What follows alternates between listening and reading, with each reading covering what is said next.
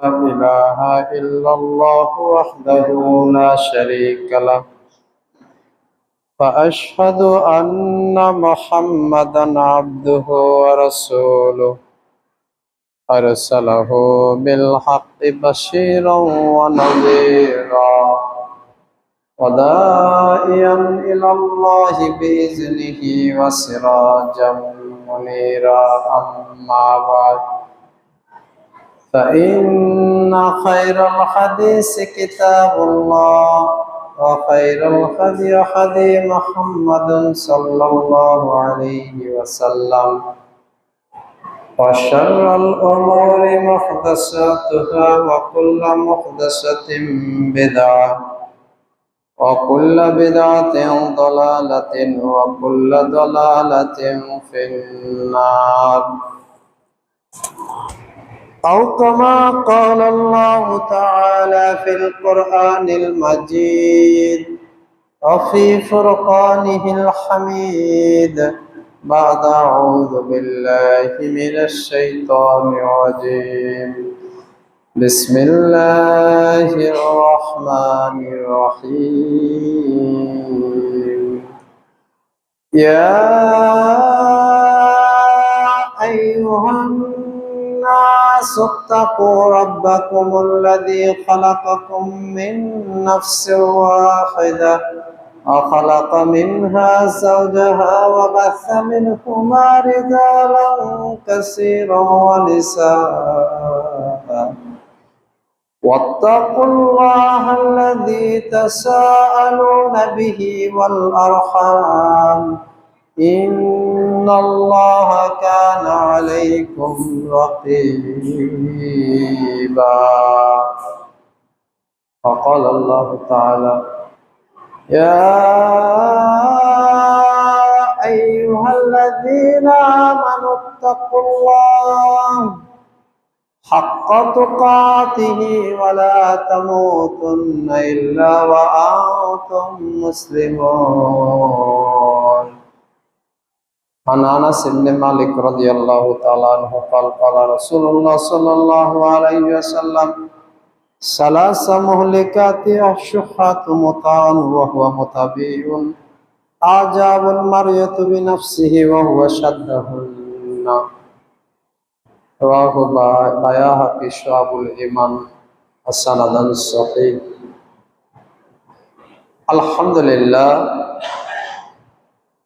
আলহামদুলিল্লাহ যাবতীয় প্রশংসা গুণগান সিদ্দসানা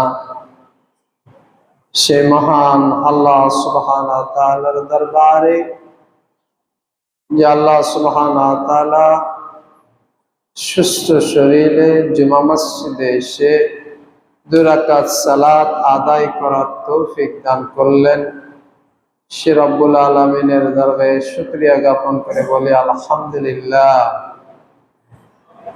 সালাত এবং তাসলিম শান্তি বর্ষিত হোক নবী মুহাম্মদুর রাসূলুল্লাহ সাল্লাল্লাহু আলাইহি ওয়াসাল্লামের প্রতি, যার দেখানো পথ এবং পদ্ধতির মধ্যে রয়েছে মানব জাতির জন্য ইহকালীন সফলতা এবং পরকালীন মুক্তি। সে নবীর উপরে দরুদ সালাম শান্তির বারিধার অবশ্যই হোক। আল্লাহুম্মা সাল্লি আলাইহি আল্লাহুম্মা বারিক আলাইহি। সম্মানিত দ্বীনি মুসলিম ভাই জবানিকার আড়ালে মা এবং ভগ্নীগণ, আজকের জুমার সংক্ষিপ্ত আলোচনার বিষয়বস্তু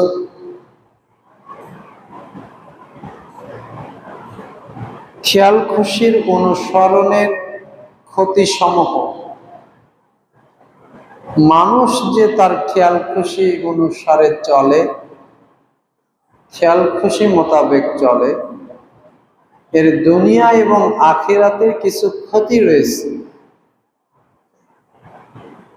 আজকের জুমার সংক্ষিপ্ত আলোচনা বিষয়বস্তু খেয়াল খুশির অনুসরণে ক্ষতিসমূহ। উল্লেখিত বিষয়ে সংক্ষিপ্ত আলোচনা করে শেষ করব। আমা তৌফিকি ইল্লা বিল্লাহ আলাইহি তাওয়াক্কালতু ওয়া ইলাইহি ইউনিব। আল্লাহুম্মা আমিন। আল্লাহ সুবহানাহু ওয়া তাআলা পৃথিবীতে যত ডাক্তার, ইঞ্জিনিয়ার, বিজ্ঞানী, পৃথিবীর যা কিছু সৃষ্টি আদিলগ্ন থেকে এই পর্যন্ত সবকিছুর স্রষ্টা কেবলমাত্র আল্লাহ সুবহানাহু ওয়া তাআলা। সুবহানাল্লাহ। তিনি হচ্ছেন খালেক, ক্রিয়েটর, সৃষ্টিকর্তা। তার মতো নিপুণ সৃষ্টি, শৈলিক সৃষ্টি পৃথিবীর কোনো মানব এবং দানবের পক্ষে করা সম্ভব নয়। সম্মানিত উপস্থিতি হাজিরিন, এই নিপুণ সৃষ্টির মালিক আল্লাহ সুবহানাহু ওয়া তাআলা আমাকে আপনাকে সৃষ্টি করেছেন এবং আমাকে আপনাকে পরিচালনার জন্য সুন্দর গাইডলাইন দিয়েছেন। তার নাম হচ্ছে পবিত্র কোরআনুল কারীম এবং তার রাসূল মুহাম্মদ সাল্লাল্লাহু আলাইহি ওয়াসাল্লামের মুখনিসৃত বাণী, অমীয় বাণী, হাদিসে রাসূল সাল্লাল্লাহু আলাইহি ওয়াসাল্লাম। পৃথিবীর মানুষ যদি আল্লাহ সুবহানাহু ওয়া তাআলার নাযিলকৃত কোরআনুল কারীম এবং তার নবীর বাণী, হাদিসে রাসূলকে জীবনে বাস্তবায়ন করে, তাহলে তাদের জীবন হবে সুন্দর এবং প্রতিটি ক্ষেত্রে তারা কল্যাণ হাসিল করতে পারবে। আর যদি তা না করে, খেয়াল খুশির অনুসরণ করে, তাহলে দুনিয়া এবং আখিরাতে উভয় জগতে নেমে আসবে অপূরণীয় ক্ষতি, ধ্বংস নেমে আসবে। তাহলে খেয়াল খুশির অনুসরণ যে মানুষের দুনিয়া এবং আখিরাতকে নষ্ট করে দেয়, এটা কোরআন এবং সুন্নাহ দ্বারা প্রমাণিত। সূরা নাজিয়াত 37 থেকে 41 আয়াতের মধ্যে আল্লাহ সুবহানাহু ওয়া তাআলা বলেন, ফাআম্মা মান তাগা ওয়া আসারাল হায়াতাদ দুনিয়া, যারা প্রবৃত্তির অনুসারে ইচ্ছা মতো চলে এবং দুনিয়ার জীবনকে প্রাধান্য দেয়, ফাআম্মাল জাহিমা হিয়াল মাওয়া, তাদের জন্য, তাদের বাসস্থানের জন্য প্রস্তুত রাখা হয়েছে জাহান্নাম। তাহলে দুনিয়াতে যারা নিজেদের খেয়াল খুশির অনুসরণ করে, আত্ম অহমিকা করে, দাম্ভিকতা করে এবং নিজের প্রবৃত্তির অনুসরণ করে, দুনিয়ার জীবনকে প্রাধান্য দেয়, দুনিয়ার খেলতামাশাকে, দুনিয়ার ভোগ বিলাসকে, দুনিয়ার ভালো খাওয়ার, ভালো পড়ার, ভালো চলাকে প্রাধান্য দেয়, দুনিয়ার আরাম আয়েশকে সবার সামনে রাখে, এই দুনিয়াকে যারা প্রাধান্য দেয়, দুনিয়ার ভোগ বিলাসকে যারা প্রাধান্য দিল, ফাইন্নাল জাহিমা হিয়াল মাওয়া, আল্লাহ তাদের জন্য প্রস্তুত রেখেছে জাহিম, জাহান্নাম। দুনিয়াকে প্রাধান্য দেওয়া মানে, ফজরের সালাত হয়েছে, আমি আপনি ঘুমিয়েছিলাম, যদি ঘুমিয়ে থাকি তাহলে হবে? যদি ফজরের সালাতে ঘুমিয়ে থাকেন তাহলে দুনিয়াকে প্রাধান্য দেওয়া হলো। আর যদি ফজরের সালাতের ঘুমকে বাদ দিয়ে সালাতকে প্রাধান্য দেয়, তাহলে দ্বীনকে, ইসলামকে প্রাধান্য দেওয়া হলো, পরকালকে প্রাধান্য দেওয়া হলো। ঠিক একই রকম ভাবে হালাল রিজিককে ছুঁড়ে ফেলে দিয়ে হালাল অল্পতে সন্তুষ্ট থাকা, দ্বীনকে প্রাধান্য দেওয়া, আর হারাম রিজিককে একেবারে লুফিয়ে নেওয়া, দুহাত ভরে নেওয়া, দ্বীনকে প্রাধান্য না দিয়ে দুনিয়াকে প্রাধান্য দেওয়া। এইরকম ভাবে দুনিয়ার যত খেল তামাশা, ভোগ বিলাস, আরাম আর আয়ের স্বাচ্ছন্দ্য রয়েছে, যদি এগুলোকে কেউ প্রাধান্য দেয়, তাহলে তাদের জন্য অপেক্ষা করতেছে জাহিম, কঠিন জাহান্নাম তাদের জন্য অপেক্ষা করতেছে। সম্মানিত উপস্থিতি হাজিরিন, ওয়া আম্মা মান খাফা মাকাম রাব্বিহি ওয়া নাহা আন-নাফসা আনিল হাওয়া, আর মহান আল্লাহ সুবহানাহু ওয়া তাআলা বলেন, ওয়া আম্মা মান খাফা, আর যারা ভয় করে, ভীত সন্ত্রস্ত হয়, মাকামা, দণ্ডায়মান হওয়াকে, রব্বিহি, তাদের রবের সামনে, তাদের প্রতিপালকের সামনে দণ্ডায়মান হওয়াকে, দাঁড়ানোকে, বিচার দিবসে দণ্ডায়মান হওয়াকে ভয় পায়। যে আহারে সারা জীবন চলে গেল সালাতবিহীন অবস্থায়, সিয়াম ছাড়া সারা জীবন চলে গেল, ফরজ হওয়ার পরে হজ উমরা করতে পারলাম না, আর কবিরা গুনার মাধ্যমে, ব্যভিচারের মাধ্যমে, হারাম খাওয়ার মাধ্যমে, সুদ আর ঘুষের টাকা দিয়ে সারা জীবন চলে গেল। ইয়াউমাল কিয়ামতের দিনে আল্লাহ সুবহানাহু ওয়া তাআলা যখন সারা পৃথিবীর মানুষকে সাক্ষী রেখে সারা পৃথিবীর বানি আদমরা আমার দিকে তাকিয়ে থাকবে, আর আল্লাহ সুবহানাহু ওয়া তাআলা আমার বিচার করবেন। আল্লাহ নবী সাল্লাল্লাহু আলাইহি ওয়াসাল্লাম এক হাদিসের মধ্যে বলেন, কিয়ামতের মাঠটা এমন হবে, আল্লাহ সুবহানাহু ওয়া তাআলা থাকবে সবার উপরে উচ্চ জায়গায়, এবং সমস্ত মানুষেরা থাকবে তার নিম্নে, এবং সমস্ত মানুষেরা যেরকম চন্দ্রকে দেখতে পারে মেঘমুক্ত আকাশে, সূর্যকে দেখতে পারে মেঘবিহীন দিনের বেলাতে, ঠিক একই রকম ভাবে আল্লাহ সুবহানাহু ওয়া তাআলাকে আদমের ছেলেমেয়েরা দেখতে পারবে, এবং যে বান্দার বিচার করা হচ্ছে সেই বান্দাকেও দেখতে পারবে। আল্লাহ সুবহানাহু ওয়া তাআলা সমস্ত আদম সন্তানের সামনে ওই সকল বান্দাদেরকে অপমানিত করবেন, লাঞ্ছিত করবেন, যারা আল্লাহ সুবহানাহু ওয়া তাআলার নির্দেশ সমূহ পালন করেনি, যারা আল্লাহ সুবহানাহু ওয়া তাআলার বিধিবিধানকে পালন করেনি, আল্লাহ সুবহানাহু ওয়া তাআলা তাদেরকে লাঞ্ছিত করবেন, অপমানিত করবেন। সম্মানিত কাকে করবেন?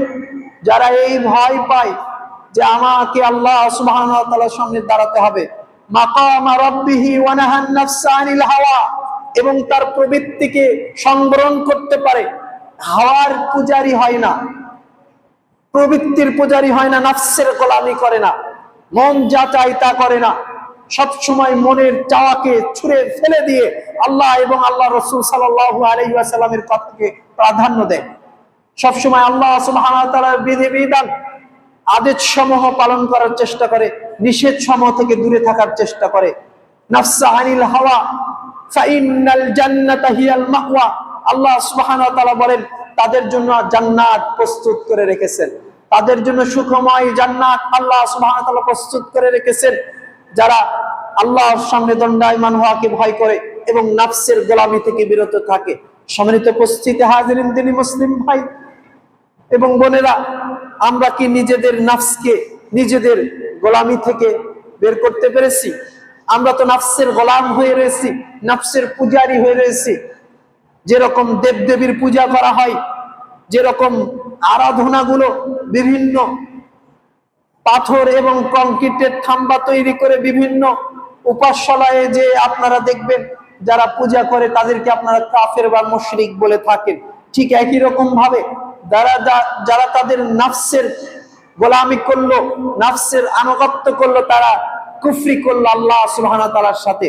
কেননা আল্লাহ সুবহানাহু ওয়া তাআলার বিধান মানা আমাদের জন্য ফরজ, আল্লাহ সুবহানাহু ওয়া তাআলার নির্দেশ মানা আমাদের জন্য ফরজ, তার নবী সাল্লাল্লাহু আলাইহি ওয়াসাল্লামের তরিকা মতো চলা আমাদের জন্য ফরজ। কিন্তু আমরা যদি আমাদের মনকে, আমাদের রূহকে, আমাদের নফসকে ইলাহতে পরিণত করি, ইলাহতে কিভাবে পরিণত করি? আল্লাহ নির্দেশ দিয়েছে সালাত আদায় করো, আমাদের রূহ নির্দেশ দিচ্ছে, আমাদের নফস নির্দেশ দিচ্ছে, আমাদের প্রবৃত্তি নির্দেশ দিচ্ছে যে এখন নয় পরে পড়ো, এখন নয় কখন পড়ো, পরে পড়ে নিও। ফজরের সময় বলতেছে নফসটা এখন নয়, জহরে পড়ে নিও। জহরের সময় এখন তোমার কাজের খুব চাপ, এখন যদি কাজগুলো না তুলতে পারো তাহলে কি হবে? অতএব আসরের সময় পড়ে নিও। আসর সময় হেলাই খেলাই কাটে গেল, এরপরে আপনি চিন্তা করতেছে মাগরিবে উপস্থিত হবনি, তাই না? এরকম ভাবে দিনে এবং রাতে, সকাল এবং সন্ধ্যায় মানুষ তার রবকে, নফসকে রব হিসেবে পরিণত করেছে, নফসের গোলামি করতেছে, প্রবৃত্তির গোলামি পরিণত হয়েছে। সম্মানিত উপস্থিতি হাজরিন, তাহলে জান্নাতি ব্যক্তিরা কখনো তাদের নফসের গোলামি করবে না। অনাহান নফসে আনিল হাওয়া, তারা তাদের নফসের ডাকে সাড়া দিবে না, নফস যত কঠিন ভাবে তাকে ধরুক না কেন। আল্লাহ রাসূল সাল্লাল্লাহু আলাইহি ওয়াসাল্লাম বলেছেন যে ওই বীর নয় যে যুদ্ধের ময়দানে একজন আরেকজনকে পরাস্ত করলো, বরং সবচেয়ে বড় মুজাহিদ, সবচেয়ে বড় বীর হচ্ছে যে তার নফসের বিরুদ্ধে লড়াই করে বিজয় লাভ করতে পারে, ক্রোধের বিরুদ্ধে লড়াই করে ক্রোধকে সংবরণ করতে পারে এবং বিজয় লাভ করতে পারে। সত্যিকারের পক্ষে নফসের বিরুদ্ধে জিহাদ সবচেয়ে বড় জিহাদ, এবং নফসের বিরুদ্ধে জিহাদ করা খুব কঠিন। মন চাচ্ছিল আপনার ইমানটা বলতেছিল না না এই কাজ করা যাবে না, এই অন্যায় আর করা যাবে না, এই জুলুম আর করা যাবে না, এই সুদ ঘুষ আর খাওয়া যাবে না, এই সালাত আর পরিত্যাগ করা যাবে না। পরক্ষণে যায় দেখবেন আপনার নফস বিজয় লাভ করেছে, আপনি পরাজিত হয়েছেন। ইমান পরাজয় বরণ করেছে আর আপনার প্রবৃত্তি বিজয় লাভ করেছে। শয়তানের কুমন্ত্রণা আপনাকে পরাজিত করেছে আর আপনার ইমান পরাজিত হয়েছে। সম্মানিত উপস্থিতি হাজিরিন, বলতেছিলাম এই জন্য নফসের গোলামি থেকে বের হয়ে আসতে হবে। ইমাম সাহাবী বলেন, প্রবৃত্তি যাকে পরাজিত করেছে, প্রবৃত্তি যার আকলকে ধ্বংস করেছে, সে অপমানিত হবে। একই কথা আবু দারদা রাদিয়াল্লাহু তাআলা আনহু বলেন, দুটি গহব্বর মানুষের আমলনামাকে খাটো করে দেয়, দুটি পেট মানুষের আমলনামাকে কিয়ামতের মাঠে আপনার আমলনামাকে হালকা করে দেয়। একটি হচ্ছে তার এই উদর, পেট। এই উদরের জন্য, পেটের জন্য মানুষ হারাম ইনকাম করে, অবৈধ পথে টাকা কামাই করে এবং তা ভোগবিলাসের কাজে, খানা পিনার কাজে লাগিয়ে দেয়।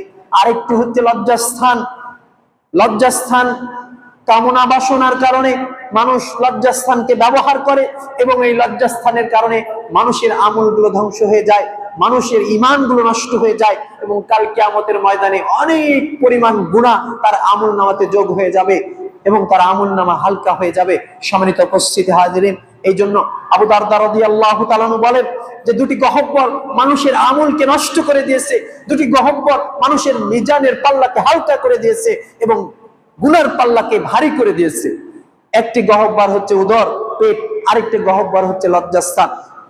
এই জন্য রাসূল মুহাম্মদ সাল্লাল্লাহু আলাইহি ওয়াসাল্লাম বলেছেন, খবরদার তোমরা তোমাদের গহব্বর, মুখকে এবং লজ্জাস্থানকে হেফাজত করো, তোমাদের জান্নাতের জিম্মাদারিতা আমি নেব। যুবক ভাইরা, তোমাদেরকে উচিত যে লজ্জাস্থানের হেফাজত করা। লজ্জাস্থান এমন একটি জিনিস যা তোমাকে জাহান্নাম পর্যন্ত পৌঁছে দেবে।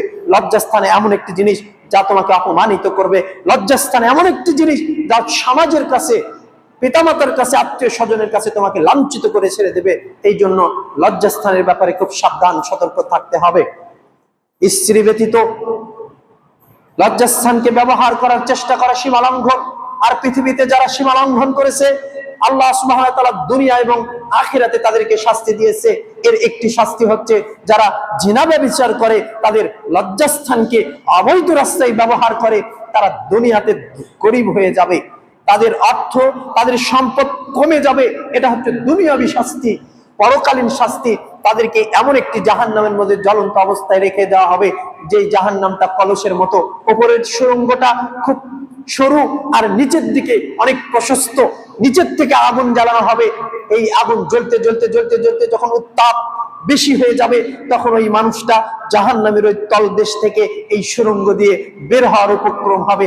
এরপরে আবার আগুনকে স্থিমিত করা হবে, আবার নিচের দিকে যাবে। এটা হচ্ছে পরকালীন শাস্তি জিনার। জিনার আরো শাস্তি রয়েছে। জাহান্নামবাসী আল্লাহ সুবহানাহু ওয়া তাআলার কাছে অভিযোগ করবে, প্রতিপালক, জাহান্নামী মহিলাদের শরীরের গন্ধে, লজ্জাস্থানের গন্ধে আমরা জাহান্নামে টিকতে পারতেছি না। জাহান্নাম এত দুর্গন্ধময় হয়ে উঠেছে এই জাহান্নামী মহিলাদের লজ্জাস্থানের কারণে। অতএব প্রিয় দিনী ভাই এবং বোনেরা, লজ্জাস্থানকে অন্যায়ভাবে, অসৎ উপায়ে, অবৈধভাবে ব্যবহার করা থেকে আমরা বিরত থাকি। আর লজ্জাস্থান ব্যবহার হয় তখনই যখন শাহওয়াত, অন্তরে প্রবৃত্তির কামনা বাসনা জেগে ওঠে। এই জন্য যারা প্রবৃত্তির কামনা বাসনাতে সাড়া দিবে, তারা দুনিয়া এবং আখিরাতে অপমানিত হবে। প্রিয় দিনী মুসলিম ভাই, যারা তাদের প্রবৃত্তির ডাকে সাড়া দিয়েছে, খেয়াল খুশির মতো দুনিয়াতে চলাফেরা করে, কোরআনের উপদেশ তাদের কাজে আসে না, কোরআনের জ্ঞান তাদের কাজে আসে না, হাদিসের বাণী তাদের হৃদয়কে গলাতে পারে না। এটা রাসূল মুহাম্মদ সাল্লাল্লাহু আলাইহি ওয়াসাল্লামের সময় কিছু লোকেরা এরকম ভাবে রাসূল সাল্লাল্লাহু আলাইহি ওয়াসাল্লামের বৈঠকে বসতো, যা সূরা মুহাম্মাদের 16 নম্বর আয়াত এবং তার ব্যাখ্যা বিশ্লেষণে বলা হয়েছে। এমন কিছু লোক রাসূল সাল্লাল্লাহু আলাইহি ওয়াসাল্লামের খুতবা শুনতো, আলোচনা শুনতো, বক্তৃতা শুনতো, যদিচ তাদেরকে কোরআন এবং সুন্নাহর ভাষায় মুনাফিক বলা হয়েছে। তারা আলোচনা শোনার পরে বাহিরে যখন যেত, তখন যে সকল লোকেরা আলোচনা ধরতে পারত, জ্ঞানী লোকেরা, সাহাবীরা, তাদেরকে জিজ্ঞাসা করতো, আচ্ছা বলো তো, রাসূল সাল্লাল্লাহু আলাইহি ওয়াসাল্লাম যে এতক্ষণ আলোচনা করলো, কি আলোচনা করলো? আমরা তো কিছু বুঝলাম না। মুহাম্মদ সাল্লাল্লাহু আলাইহি ওয়াসাল্লাম পৃথিবীর মধ্যে সর্বশ্রেষ্ঠ বক্তা, এমন বাগ্মী তিনি অল্প কথায় অনেক কিছু বোঝাতে পারতেন। আল্লাহ সুবহানাহু ওয়া তাআলা আল্লাহ নবী সাল্লাল্লাহু আলাইহি ওয়াসাল্লামকে জামে হিসাবে প্রেরণ করেছিলেন। জামে তাকে বলা হয় যিনি কয়েকটা বাক্যের মাধ্যমে অনেক বেশি বোঝাতে পারে। রাসূল মুহাম্মদ সাল্লাল্লাহু আলাইহি ওয়াসাল্লামের মধ্যে অনেকগুলো গুণের মধ্যে একটি গুণ হচ্ছে তিনি ছিলেন জামে, তিনি অল্প কথায় অনেক কিছু বোঝাতে পারতেন। সেই মুহাম্মদ সাল্লাল্লাহু আলাইহি ওয়াসাল্লামের খুতবা শুনে এসে ওই সকল মুনাফিকরা বলতো যে রাসূল সাল্লাল্লাহু আলাইহি ওয়াসাল্লাম কি আলোচনা করলো, আমরা তো বুঝতে পারলাম না। মানে যারা প্রবৃত্তির অনুসারী, যারা তাদের নফসের পূজারী, তারা আলোচনা ধরতে পারবে না, আজও ধরতে পারবে না, আগামী কালও ধরতে পারবে না, কশ্চিন কালো কোরআন এবং হাদিসের কথা তাদের কর্ণকহরে, তাদের অন্তরে দাগ কাটবে না, তাদের হৃদয়কে বিগলিত করবে না। এই জন্য প্রিয় দিনী মুসলিম ভাইরা, প্রবৃত্তির অনুসারী থেকে বের হয়ে আসুন, প্রবৃত্তির অনুসরণ থেকে বের হয়ে আসুন। নিজেকে যেরকম কালেমা পড়েছেন আশহাদু আল্লা ইলাহা ইল্লাল্লাহ ওয়া আশহাদু আন্না মুহাম্মাদান আবদুহু ওয়া রাসূলুহু, আমি সাক্ষ্য দিচ্ছি আল্লাহ ছাড়া সত্য কোনো মাবুদ নেই। আমি আরো সাক্ষ্য দিচ্ছি যে মুহাম্মদ সাল্লাল্লাহু আলাইহি ওয়াসাল্লাম আল্লাহর আব্দ এবং গোলাম, নবী এবং রাসূল। সম্মানিত উপস্থিতি হাজিরিন, বলতেছিলাম আমরা এছাড়াও বলেছি লা ইলাহা ইল্লাল্লাহু মুহাম্মাদুর রাসূলুল্লাহ, আমি সাক্ষ্য দিচ্ছি আমি আল্লাহরই কেবলমাত্র উপাসনা করি, তারই ইবাদত করি, তারই আরাধনা করি, তিনি ছাড়া সত্যকারে কোনো মাবুদ নেই। ইবাদতের হকদার সত্য কোনো মাবুদ নেই, কেবলমাত্র আল্লাহই হচ্ছে ইবাদতের হকদার সত্য মাবুদ। এ কথা আমি সাক্ষ্য দেওয়ার মানে কি? এই কথা সাক্ষ্য দেওয়ার মানে আমি আপনি বুঝিনি। এই কথা সাক্ষ্য দেওয়ার মানে আবু জেহেল বুঝেছিল। তিনি বলেছিল আলা আজাল আল আলিহাতা ইলাহা ওয়াহিদা, মুহাম্মদ কেমন আশ্চর্য কথা বলে যে আমরা শুধুমাত্র এক ইলার ইবাদত করব, আর আমাদের এই 307 মূর্তিগুলো আর আমাদের প্রবৃত্তিগুলো আমরা যার অনুসরণ করি এগুলো সব বাদ দিতে হবে, সমস্ত ইলাদেরকে বাদ দিতে হবে, কেবলমাত্র এক ইলার ইবাদত করতে হবে। এটা কেমন কথা? প্রিয় দিনী মুসলিম ভাই, এক ইলার ইবাদত করতে হবে, নিজের নফসের গোলামি করা, অন্য ইলাহ বানিয়ে নেওয়া, নিজের নফসের গোলামি করা, আল্লাহ ছাড়া নিজের নফসকে ইলাহ বানিয়ে নেওয়া, এটা আমাদেরকে বুঝতে হবে। যেরকম আমরা আল্লাহর আনুগত্য করি, আল্লাহ সালাত আদায় করতে বলেছে সালাত আদায় করি, সিয়াম পালন করতে বলেছে সিয়াম পালন করি, কুরবানি করতে বলেছে কুরবানি করি, এগুলো আল্লাহর নির্দেশ নয়, আল্লাহ সুবহানাহু ওয়া তাআলার নির্দেশ। ঠিক একই রকম ভাবে আমাদের নফস আমাদেরকে গান বাজনা সত্যি উদ্বুদ্ধ করে, আমরা গান বাজনা শুনি। আমাদের নফস আমাদেরকে ছবি সিনেমা দেখতে উদ্বুদ্ধ করে, আমরা তাই করি। আমাদের নফস আমাদেরকে সুদ ঘুষ খেতে প্ররোচনা জগায়, আমরা তাই করি। তার মানে কি? নফসকে আপনি ইলাহ বানিয়ে নিয়েছেন, নফসকে আপনি প্রভু বানিয়ে নিয়েছেন। এই জন্য যারা নফসকে প্রভু বানিয়ে নেবে তাদের অবস্থান হবে জাহান্নাম। তারা কুফরি করলো আল্লাহর সাথে, আল্লাহর নির্দেশকে বাদ দিয়ে তারা তাদের নিজের হাওয়ার পূজা হয়ে গেল, তারা তাদের নফসের গোলাম হয়ে গেল। সম্মানিত উপস্থিতি হাজিরিন, বলতেছিলাম যারা এরকম ভাবে নফসের গোলামি করবে তাদের অন্তরে ঈমান ঢুকবে না এবং তারা কোরআন এবং সুন্নাহ দ্বারা উপকৃত হবে না। কোরআন এবং হাদিসের কথা তাদের কর্ণকহরে ঢুকবে না, তাদের অন্তরে ঈমান পয়দা হবে না। এই জন্য যারা আমরা নফসের গোলামি করতেছি এখনো, এই নফসের গোলামি থেকে বের হয়ে আসতে হবে, প্রবৃত্তির গোলামি থেকে বের হয়ে আসতে হবে। আতিউল্লাহ, আল্লাহর আনুগত্য করতে হবে, আল্লাহর গোলাম হতে হবে, আব্দুল্লাহ, আল্লাহর গোলাম হতে হবে। আতিউর রাসূল মুহাম্মদ সাল্লাল্লাহু আলাইহি ওয়াসাল্লাম এবং মুহাম্মদ সাল্লাল্লাহু আলাইহি ওয়াসাল্লামের ইত্তেবা করতে হবে, অনুসরণ করতে হবে প্রতিটি ক্ষেত্রে। আপনার ওঠা চলাফেরা, ঘুমানো, সকাল রাতে ঘুম থেকে শুরু করে একেবারে সন্ধ্যা পর্যন্ত প্রতিটি কাজকে মুহাম্মদ সাল্লাল্লাহু আলাইহি ওয়াসাল্লামের পদ্ধতি মোতাবেক করতে হবে। আপনি একজন ব্যবসায়ী, মহাস্থান বাজারে ব্যবসা করেন, সেখানে যে রাসূল মুহাম্মদ সাল্লাল্লাহু আলাইহি ওয়াসাল্লামের পদ্ধতি মোতাবেক ব্যবসা করতে হবে, ওজনে কম দেওয়া যাবে না। রাসূল সাল্লাল্লাহু আলাইহি ওয়াসাল্লাম বলেছেন যারা দিনার এবং দিরহামে কারচুপি করে তাদের থেকে ইলম ছিনিয়ে নেওয়া হয়। যারা ব্যবসা করতে কারচুপি করে, ধোঁকাবাজি করে, মানুষকে কম দেয়, ওজনে কম দেয় এবং ব্যবসাতে খারাপ পণ্যকে ভালো বলে বিক্রি করে অধিক দামে মুনাফার আশায়, এদের থেকে ব্যবসায়ীর যে মূলনীতি নষ্ট করে, তাদের থেকে ব্যবসার যে কৌশল, এই কৌশল ছিনিয়ে নেওয়া হয়। প্রিয় দিনী মুসলিম ভাই এবং বোনেরা, যারা যেখানে রয়েছে, যাদের যে দক্ষতা রয়েছে, যোগ্যতা রয়েছে, অভিজ্ঞতা রয়েছে, এই দক্ষতা, যোগ্যতা, অভিজ্ঞতাকে যদি হারাতে না চান, তাহলে সেটাকে সঠিকভাবে ব্যবহার করতে হবে। যদি কেউ অসৎ উপায়ে ব্যবসা করে, অসৎ উপায়ে তার জ্ঞান বুদ্ধিকে খাটায়, তাহলে আল্লাহ সুবহানাহু ওয়া তাআলা তার ওই মেধাটাকে, তার ওই জ্ঞানটাকে, তার ওই ইলমটাকে উঠিয়ে নেবেন। এই জন্য প্রতিটি ক্ষেত্রে রাসূল মুহাম্মদ সাল্লাল্লাহু আলাইহি ওয়াসাল্লামের ইত্তেবা, অনুসরণ লাগবে। বলতেছিলাম, অন্তর নষ্ট করে ফেলে পাঁচটি জিনিস, অন্তরকে খারাপ করে ফেলে। যেরকম ভাবে এক গ্লাস পানির মধ্যে গোবর দিলে অথবা ড্রেন থেকে কাদা তুলে দিলে, উঠায় দিলে, এই গ্লাসের পানিটা আর খাওয়া যাবে না, নষ্ট হয়ে যাবে। ঠিক একই রকম ভাবে আপনার এই অন্তরটাকে আল্লাহ সুবহানাহু ওয়া তাআলা এই রূহটাকে সুন্দর করে সৃষ্টি করেছেন, এমন ভাবে সৃষ্টি করেছেন যে আল্লাহ সুবহানাহু ওয়া তাআলা সৃষ্টি করার পরে এত সুন্দর রূহটাকে জিজ্ঞাসা করেছে, আলাস্তি বিরাব্বিকুম, আমি কি তোমার ইলাহ নই, আমি কি তোমার রব নই?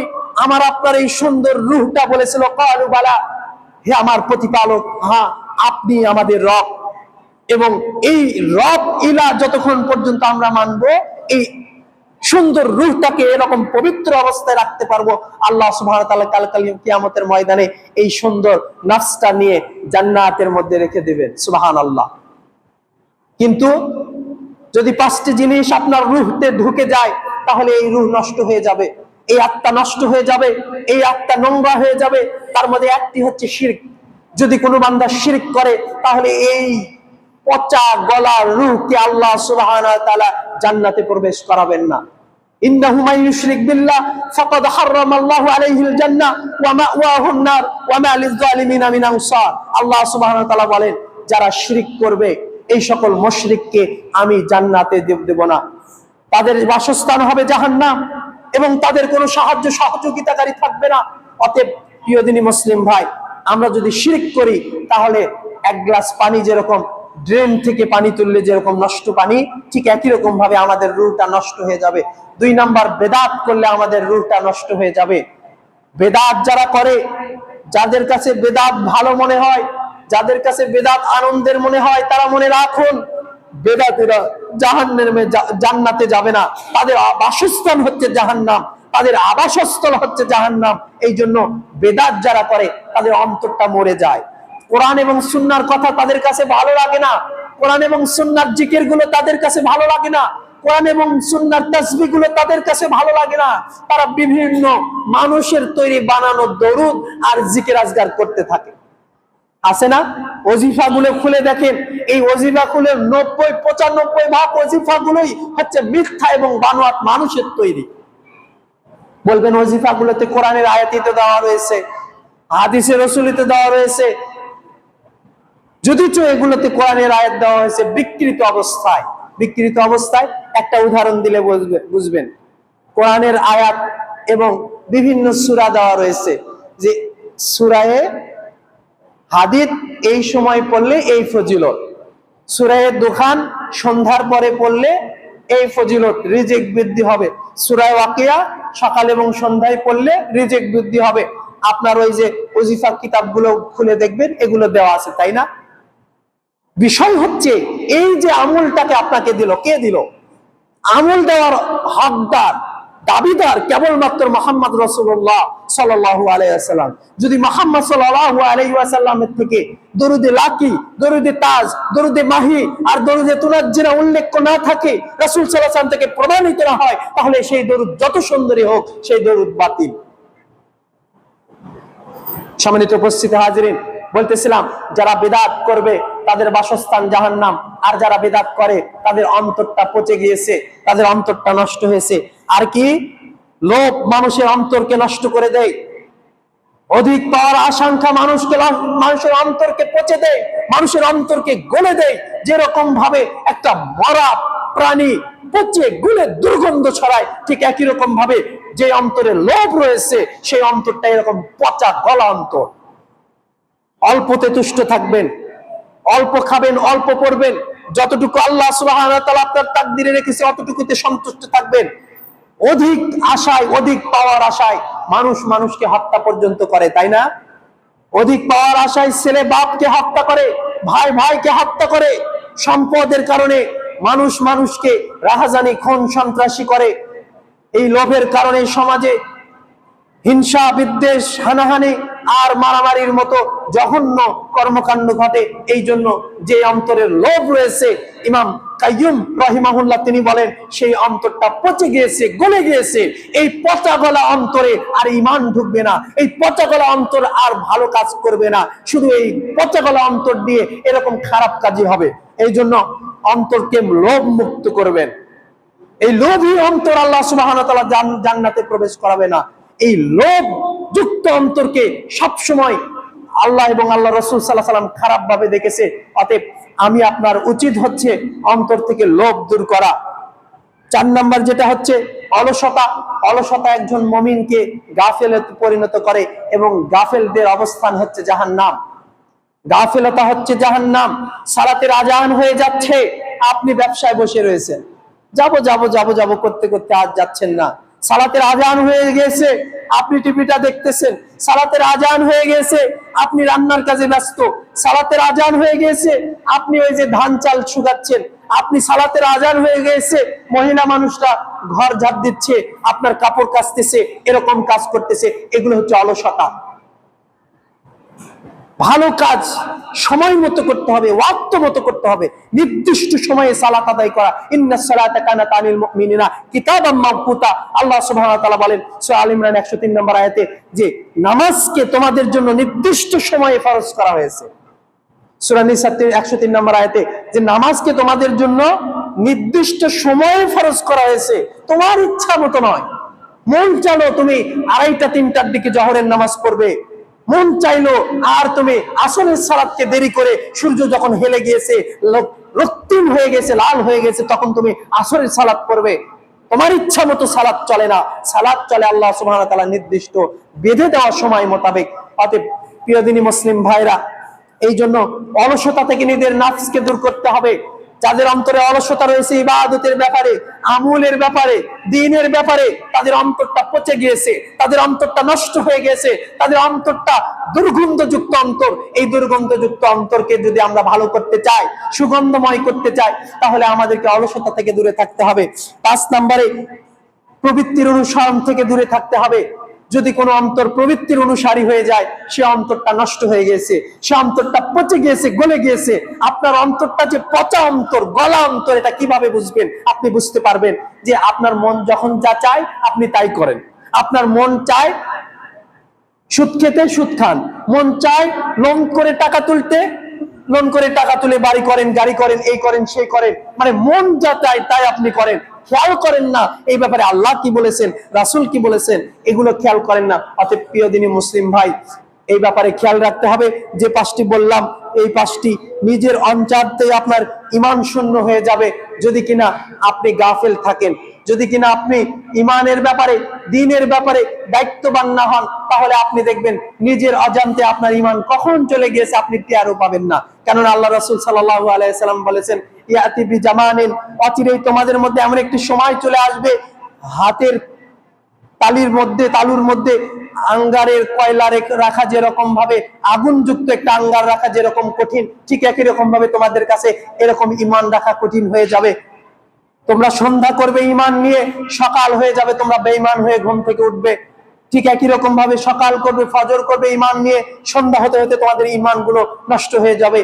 এখনই সেই সময় চলতেছে, যেহেতু আমাদের সামনে পাপের বিভিন্ন উপকরণ রয়েছে, ঈমান হারানোর বিভিন্ন উপকরণ রয়েছে, শিরক এবং বিদআতে সমাজ সয়লাভ হয়ে গিয়েছে, মাজার এবং কবর পূজাতে দুনিয়া সয়লাভ হয়ে গিয়েছে। পুরো গ্রাম মহল্লা, রাস্তার অলিতে গলিতে মাজারের আকড়া গড়ে উঠেছে, আস্থানা গড়ে উঠেছে। এই সকল মাজারে মানুষ মানত করে, দান করে, সাদাকা করে এবং তারা তাদের কল্যাণের আশা হাসিল করতে চায়।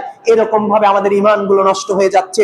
সম্মানিত প্রিয় দিনী মুসলিম ভাই এবং বোনেরা, যেটা বলতেছিলাম, শিরক থেকে দূরে থাকতে হবে, বেদাত থেকে দূরে থাকতে হবে। আর অন্তরকে যদি পবিত্র করতে চান তাহলে লোভ থেকে সংবরণ করতে হবে নিজেকে এবং আপনার কুপ্রবৃত্তি থেকে নিজেকে বাঁচাতে হবে। কুপ্রবৃত্তি যাদের মধ্যে রয়েছে এবং প্রবৃত্তির গোলামি যাদের মধ্যে রয়েছে, তারা জান্নাতে যাবে না। প্রবৃত্তির গোলামি থেকে আমাদেরকে বের হয়ে আসতে হবে।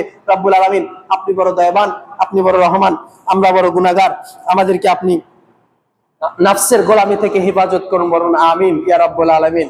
আমরা অতীতে যে পাপ পঙ্কিলতা আমাদের মাধ্যমে হয়ে গিয়েছে নফসের গোলামের মাধ্যমে, আমাদেরকে এই সমস্ত পাপগুলো আপনি ক্ষমা করে দিন।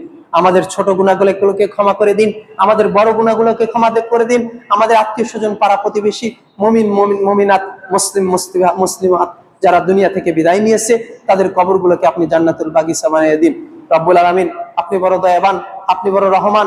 আপনি এই মহল্লার আব্দুল মজিদ ভাইয়ের ছেলে দোয়া চেয়েছে, আব্দুল মজিদ মারা গিয়েছে, তার পক্ষ থেকে দোয়া চেয়েছে, তার কবরকে আপনি প্রশস্ত করে দিন, আলোকিত করে দিন। আরো অনেকেই দোয়া চেয়েছে, তাদের মনের অনেক আশা আকাঙ্ক্ষাগুলো পূরণ করুন, তাদের হাদিয়াগুলো আপনি কবুল করুন ইয়া রাব্বাল আলামিন।